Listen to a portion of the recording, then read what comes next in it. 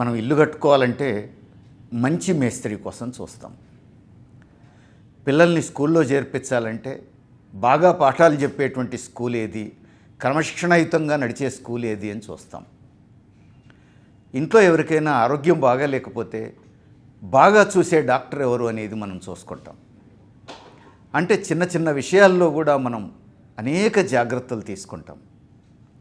మొత్తం దేశానికి సంబంధించినటువంటి విషయాల గురించి ఆలోచించాల్సి వచ్చినప్పుడు, 130 కోట్ల మంది ప్రజలకు సంబంధించిన విషయాల మీద ఆలోచించాల్సి వచ్చినప్పుడు కేంద్ర ప్రభుత్వం ఎన్ని రెట్లు జాగ్రత్తగా ఆలోచించాలి. అట్లా ఆలోచిస్తుందని కూడా మనం ఆశిస్తాం. ఆలోచించాల్సిన బాధ్యత కూడా ప్రభుత్వానికి ఉంటుంది. అన్ని రకాల జాగ్రత్తలు తీసుకొని వ్యవహరించాల్సిన బాధ్యత ప్రభుత్వానికి ఉంటుంది. కానీ ఇప్పుడు జరిగింది ఏమిటి? దేశంలో ఉన్నటువంటి ఎయిర్పోర్ట్లు, విమానాశ్రయాల నిర్వహణ బాధ్యత అంతా అదానీకి అప్పచెప్పారు. అదానీ జీవితంలో ఇంతవరకు ఎయిర్పోర్ట్ల నిర్వహణలో కనీస మాత్రమైన అనుభవం కూడా లేదు. అంటే కనీస మాత్రమైన అనుభవం కూడా లేనటువంటి ఒక పారిశ్రామికవేత్త చేతుల్లో దేశంలో ఉన్నటువంటి కీలకమైనటువంటి విమానాశ్రయాలన్నీ మోడీ ప్రభుత్వం ఎందుకు పెట్టినట్టు? ఇది మొదటిసారి కాదు. మనందరికీ తెలుసు, రక్షణ రంగంలో ఓనమాలు కూడా తెలియనటువంటి అంబానీ జీవితంలో ఎన్నడూ రక్షణ కంపెనీ కానీ రక్షణ వ్యాపారం కానీ చేయనటువంటి పరిస్థితి మనకు తెలుసు. అలాంటి అంబానీ చేతిలో రాఫెల్ కొనుగోళ్ల బాధ్యతను పెట్టి ఈరోజు సుమారు 48,000 కోట్ల కుంభకోణానికి పాల్పడ్డారు అని చెప్పేసి ఆరోపణలు ఎదుర్కొంటోంది మోడీ ప్రభుత్వం.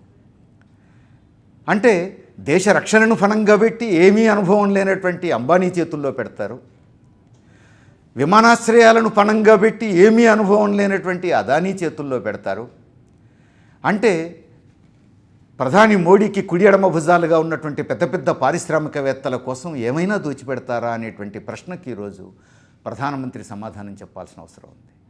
కేంద్రంలో ప్రభుత్వాన్ని నడిపిస్తున్నటువంటి బీజేపీ సమాధానం చెప్పాల్సినటువంటి అవసరం ఉంది. ఏం సమాధానం చెప్తారు? కనీస అనుభవం కూడా లేకుండా వీళ్ళ చేతుల్లో ఎట్లా పెట్టారు అని అంటే ఏం జవాబు చెప్తారు? అంతేకాదు, పెద్ద పెద్ద పారిశ్రామికవేత్తలకే అన్నీ దోచిపెట్టడం అనేటువంటిది ఒక అలవాటుగా మారిపోతున్నది. ఇది గతంలో కాంగ్రెస్ పాలనలో కూడా ఉంది. కానీ ఇప్పుడు మోడీ వచ్చిన తర్వాత ఇది మరింత పెరిగింది అనేది కనపడుతూ ఉంది. మొత్తం ప్రభుత్వ రంగ బ్యాంకుల నుంచి ఇచ్చినటువంటి అప్పుల్లో అత్యధిక భాగం బడా పారిశ్రామికవేత్తలకే దోచిపెట్టారు. ఒకవైపు ఈ కాలంలో రైతుల ఆత్మహత్యలు పెరిగిపోయినాయి. రైతులు అప్పులు కావాలి అని చెప్పేసి అల్లాడిపోతున్నారు. ప్రభుత్వం వైపు నుంచి అప్పుల సౌకర్యం కల్పించకపోవటం వల్ల ప్రైవేటు వడ్డీ వ్యాపారుల బారిన పడి ఆత్మహత్యలు చేసుకునే పరిస్థితి వస్తూ ఉంది. అయినప్పటికీ ప్రభుత్వ రంగ బ్యాంకుల నుంచి రైతులకు రుణాలు ఇమ్మనంటే చెప్పులు అరిగేటట్టు తిరిగినా ఇవ్వట్లేరు. ప్రభుత్వ రంగ బ్యాంకుల డబ్బంతా కూడా పెద్ద పెద్ద పారిశ్రామికవేత్తలకు దారదత్తం చేస్తున్నారు. ఇప్పటికే 12 లక్షల కోట్లు ఈ పెద్ద పెద్ద పారిశ్రామికవేత్తలు ప్రభుత్వ రంగ బ్యాంకులకు ఎగ్గొట్టారు. మొండి బకాయిలుగా ఉండిపోయినాయి. అయినప్పటికీ ఈ 4-4.5 ఏళ్లలో ఇచ్చినటువంటి అప్పుల్లో కూడా మొత్తం పెద్ద మొత్తాలన్నీ కూడా ఈ బడా పారిశ్రామికవేత్తలకు ఎగ్గొడుతున్నోళ్ళకే పోయినాయి అని చెప్పేసి ఇప్పుడు ప్రభుత్వం ఇచ్చే లెక్కల్లోనే తేల్తా ఉంది. ఎంత ఆందోళనకరమైన విషయం ఇది. మరోవైపు దేశంలో ఉగ్రవాదం ఒక పెద్ద ప్రమాదంగా పరిణమించిన విషయం మనకు తెలుసు. అలాంటి ఉగ్రవాదం పట్ల ఈ 4.5 ఏళ్లలో మోడీ ప్రభుత్వం అత్యంత నిర్లక్ష్యం ప్రదర్శించింది. 2016 నవంబర్లో పెద్ద నోట్ల రద్దు చేస్తూ ఈ పెద్ద నోట్ల రద్దుతో ఉగ్రవాదం పని అయిపోయింది అని చెప్పేసి ప్రకటించారు ప్రధానమంత్రి. ఇక ఈ దేశంలో ఉగ్రవాదులకు స్థానం లేదు అన్నారు. ఉగ్రవాదం అంటే లెక్కలోది కాదన్నట్టుగా నిర్లక్ష్యం ప్రదర్శించారు. దాని ఫలితం ఏమిటి? మోడీ అధికారంలోకి వచ్చిన తర్వాత అంతకుముందు జరిగినటువంటి ఉగ్రవాద దాడులతో పోల్చితే 176% ఉగ్రవాద దాడులు పెరిగినాయి. ఇది ప్రభుత్వం పెద్ద నోట్ల రద్దుతో ఉగ్రవాదం అంతమైపోయింది అని కళ్ళు మూసుకొని కూర్చున్న ఫలితం కాదా అని ఈరోజు అడిగితే ఏం సమాధానం చెప్తారు? మన ఆర్మీ జవాన్లు, మన భద్రతా దళాల జవాన్లు చనిపోవడం కూడా 93% పెరిగింది ఈ కాలంలో. అంటే ఆర్మీ జవాన్ల జీవితాలు పణంగా పెడుతున్నారు. ప్రజల జీవితాలను పణంగా పెడుతున్నారు. ప్రభుత్వ నిర్లక్ష్యం ఫలితం ఉగ్రవాద దాడులు పెరగటం, ఆర్మీ జవాన్ల మరణాలు పెరగటం, చివరికది పుల్వామా దాడికి దారితీసి 40 మంది జవాన్లు వీరమరణం పొందేటువంటి పరిస్థితి వచ్చింది. ఇంత జరిగిన తర్వాత కూడా ప్రభుత్వం ఏమైనా బాధ్యతగా వ్యవహరిస్తున్నదా అని చెప్పి చూస్తే అలాంటిదేమీ కనిపించట్లేదు. ఘటన జరిగిన మరుక్షణం నుంచి ఈ దేశంలో ఉన్నటువంటి అన్ని రాజకీయ పార్టీలు మేము ప్రభుత్వంతో ఉన్నాం, మేము మన ఆర్మీతో ఉన్నాం, మన ఎయిర్ ఫోర్స్తో ఉన్నాం, మన సైనిక దళాలతో ఉన్నాం, అందరం ఒకే మాట ఒకే బాటగా నడుద్దాం, ప్రపంచానికి భారతదేశం అంతా ఒక్కటిగా ఉంది, ఉగ్రవాదం మీద ఐక్యంగా పోరాడుతున్నది అనేటువంటి సందేశం ఇద్దామని చెప్పేసి ప్రకటించింది. ఇది ఆహ్వానించదగినటువంటి పరిణామం. 2 నెలల్లో ఎన్నికలు ఉన్నప్పటికీ కూడా ప్రతిపక్షాలన్నీ మరో మాట లేకుండా మనం ఉగ్రవాదం మీద ఐక్యంగా పోరాడదామని ప్రకటించడం చాలా సంతోషకరమైనటువంటి పరిణామం. 130 కోట్ల మంది ప్రజానీకం కూడా ఒకే మాట ఒకే బాటగా స్పందించారు. ఇది ఆహ్వానించదగినటువంటి పరిణామం. ఇంత జరిగితే కూడా ప్రధానమంత్రి లేదా అధికార పక్షం అధ్యక్షులు అమిత్ షా వీళ్ళిద్దరి వైఖరి మాత్రం ఈ 130 కోట్ల మంది ప్రజల్ని ఐక్యంగా నడిపించే మీద లేదు, మొత్తం ప్రతిపక్షాలను కలుపుకుపోయే మీద లేదు. ప్రారంభం నుంచి ఈ రోజు వరకు రాజకీయం చేస్తున్నారు. వచ్చే ఎన్నికల కోసం ఈ పుల్వామా దాడిని ఓట్ల కోసం వాడుకునేటువంటి ప్రయత్నాల్లో ఉన్నారు. ఇది అత్యంత బాధాకరమైనటువంటి విషయం కదా. ఇప్పుడు మొదట కేంద్ర ప్రభుత్వం ఏం చెప్పింది? పాకిస్తాన్లో ఉగ్రవాద కేంద్రాల మీద దాడులు చేశామన్నారు, సర్జికల్ స్ట్రైక్స్ చేశామన్నారు, జయప్రదంగా చేశామన్నారు, ఉగ్రవాద స్థావరాన్ని ధ్వంసం చేశాం, 300 మంది ఉగ్రవాదులుగా ట్రైనింగ్ పొందుతున్నటువంటి వాళ్లను హతం చేశామని చెప్పేసి గర్వంగా ప్రకటించారు. దేశమంతా నిజమేనని చెప్పేసి నమ్ముకుంది. చాలామంది సంబరాలు చేసుకున్నారు. కానీ తర్వాత జరుగుతున్నది ఏమిటి?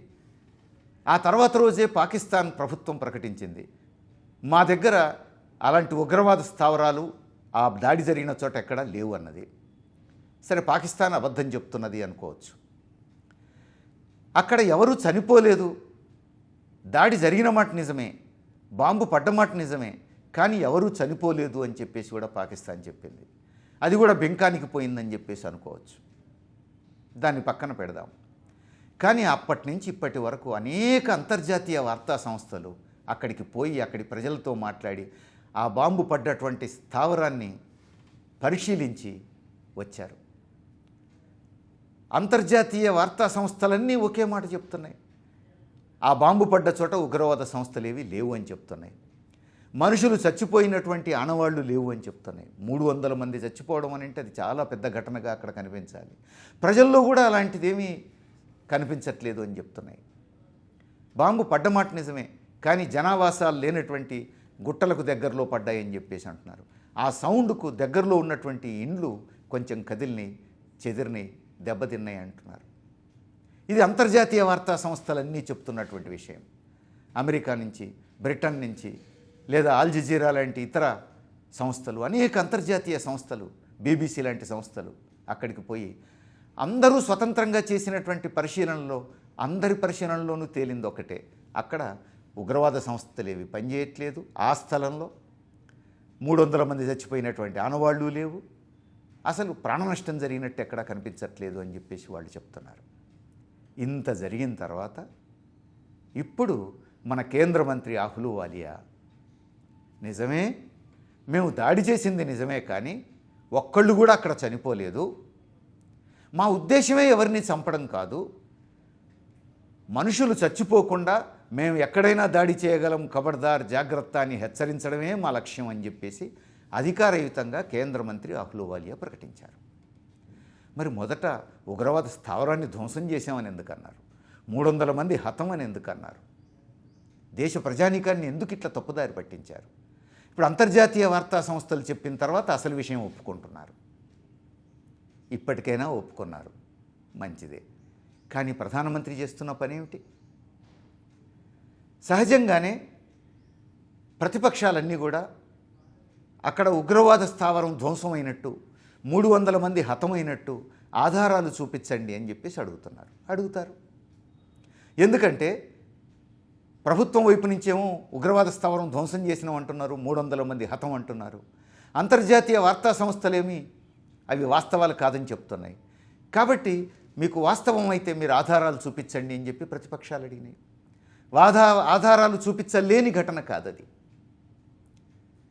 సరిగ్గా అలాంటి విమానాలే వాడి అమెరికా ఇరాక్ మీద దాడి చేసినప్పుడు ఆ దాడి జరుగుతున్న తీరు, దాడి తర్వాత పర్యవసానాలన్నీ కూడా రికార్డు చేసి ఆ వాస్తవాలన్నింటినీ కూడా మళ్ళీ ప్రపంచం ముందుంచింది. ఆ విమానాలకు ఆ టెక్నికల్ సామర్థ్యం ఉన్నది. మనం ప్రయోగించిన విమానాలు కూడా అవే. కాబట్టి ఖచ్చితంగా ఆ సమాచారం అంతా మన ప్రభుత్వం దగ్గర ఉండాలి. నిజంగా ఉగ్రవాద స్థావరం ధ్వంసం అయి ఉంటే, 300 మంది చచ్చిపోయి ఉంటే ఆ సమాచారం మన ప్రభుత్వం దగ్గర ఉంటుంది. మనం ధ్వంసం చేశామంటున్నాం, 300 మంది చచ్చిపోయారంటున్నాం. అలాంటప్పుడు ఆధారాలు చూపించడానికి మనకేంటి అభ్యంతరం? చూపించాలి కదా. పాకిస్తాన్ చెప్తున్నది తప్పు, అక్కడ ఉగ్రవాద సంస్థ ఉన్నది, స్థావరం ఉన్నది, మేమే ధ్వంసం చేసామని నువ్వు రుజువు చేయి. ప్రపంచం మొత్తాన్ని కళ్ళు తెరిపించడానికి, మనకు మద్దతును సమకూర్చుకోవడానికి అది ఉపయోగపడుతుంది కదా. అదే విషయం ప్రతిపక్షాలన్నీ అడుగుతున్నాయి.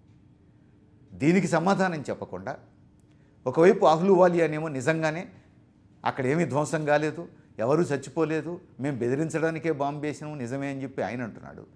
మరోవైపు ప్రధానమంత్రి ఏమో ప్రతిపక్షాలకు ఆధారాలు చూపించాలట, పాకిస్తాన్ అడుగుతున్నట్టే ఇక్కడ ప్రతిపక్షాలు అడుగుతున్నాయి అని వ్యంగ్యంగా మాట్లాడుతున్నారు.